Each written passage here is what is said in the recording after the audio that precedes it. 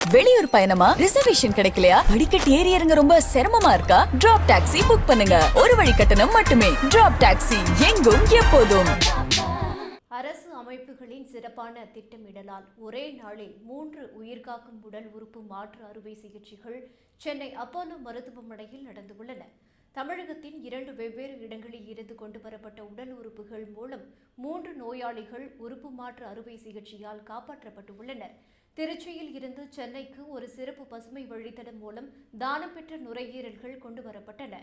போக்குவரத்து நெரிசல் இல்லாத வகையில் பசுமை வழித்தடத்தை காவல்துறை அமைத்து கொடுத்ததால் பாதுகாப்பாகவும் விரைவாகவும் நுரையீரல்கள் கொண்டு வரப்பட்டன. மேலும் மதுரை ராஜாஜி அரசு மருத்துவமனையில் மூளைச்சாவு அடைந்த 17 வயது இளைஞரின் குடும்பத்தினர் அவரது உடல் உறுப்புகளை தானம் செய்வதற்கு முன்வந்தனர். அவரிடம் இருந்து பெறப்பட்ட இதயம் மற்றும் நுரையீரல்கள் மதுரை விமான நிலையத்திலிருந்து சென்னை விமான நிலையத்திற்கு கொண்டு வரப்பட்டன. உடல் உறுப்புகளை விரைவாக எடுத்துச் செல்ல பிரத்யேக ஏற்பாட்டை சென்னை மெட்ரோ ரயில் நிறுவனம் செய்தது. வரலாற்றிலேயே முதன்முறையாக சென்னை விமான நிலையத்தில் இருந்து டிஎம்எஸ் மெட்ரோ ரயில் நிலையம் வரை உடல் உறுப்புகளை கொண்டு செல்வதற்காக தனி ரயிலை சென்னை மெட்ரோ ரயில் நிறுவனம் இயக்கியுள்ளது. இதனால் 3 பேருக்கு மறுவாழ்வு கிடைத்துள்ளது.